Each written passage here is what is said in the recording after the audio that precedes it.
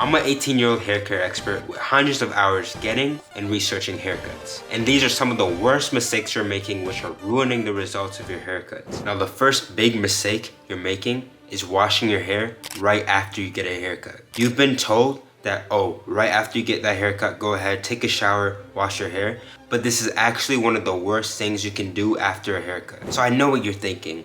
Oh, that's nasty. After you get a haircut with those nasty clippers with some random guy touching up your face for an hour, you're just gonna go ahead and not wash your face, not wash your hair? Isn't that disgusting? That is. It's nasty when you put it like that. No, listen. When you wet your hair, especially when you wash and scrub your hair, you're essentially just getting rid of your lineup. All the enhancements you put in your hair, you're legit just throwing those $20, $25, $50, you're legit just throwing that right down the drain. Especially those enhancements that you paid $5 to $10 extra, you're just washing them right out. Instead, you need to wash your hair before you get a haircut. If you go ahead and you cut your hair when your hair is still nasty and dirty because you didn't wash it, because you're like, oh, I'm just gonna wash my hair afterwards, you can literally mess up the barber's clippers. And he probably won't make you pay for his new clippers, but come on, bro, that's pretty messed up to do.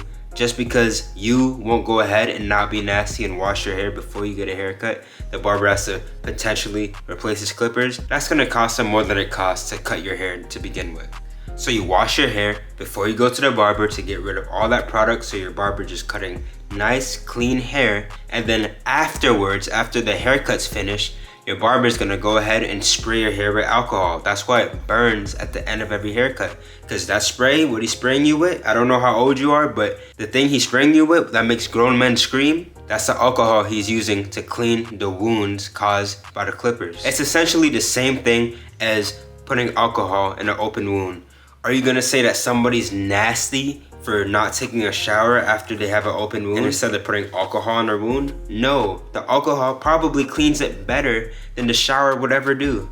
Implementing this tip will not only let your haircuts look nicer, but will also allow your haircuts to last 10 times longer than if you just wash your lineup off. And yeah, don't worry, the alcohol will allow you to not suffer from anything like infections or anything scary like that. You'll be clean as long as the barber put the alcohol in your hair. Now the second mistake has to do with preserving your haircut. Now, as you now know, washing your hair ruins your haircut. Not only that, but your hairline after a haircut is actually very sensitive, and you're told you need to lay your hair down using a brush. Now, a big mistake that many people use is that they take their brush and they brush their hairline.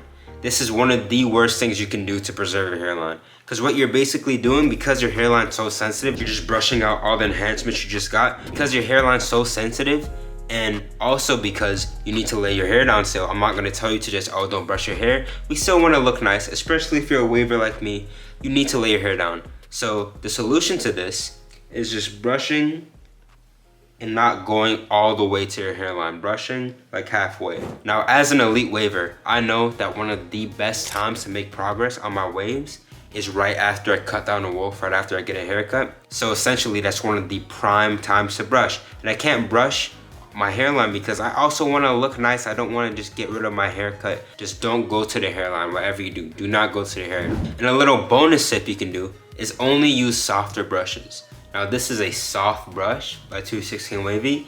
Even this is a little bit too hard. When I'm brushing just like the top of my head, I'll go like halfway with this. But if I want to edge a little bit closer, pause, I'll get something like this, a super soft brush. This one's sold out, you can't really get it anymore. And I'll go like this. And it might be a little bit okay for me to go right to the hairline, but this makes it really safe and allows me to lay my hair down really well. And if you can't get your hands on this, one other thing I like to do is use a lay down pad. I have these two lay down pads I like to use. One's harder than the others. I use both. I usually go with the harder one first, I use the softer one. But when you go down with the lay down pads, you can go all the way to your hairline. It's not gonna scratch your hairline, even your fingernails, bro. Be careful when you're like scratching your forehead if you're itchy, because you see this, you can easily just scratch your hairline. You've probably done this before. If you got an enhancement, you scratch your hairline, and then you see black stuff in your fingernails, that's a bad sign. That shows you how sensitive your hairline is. So you get yourself a lay down pad, and boom.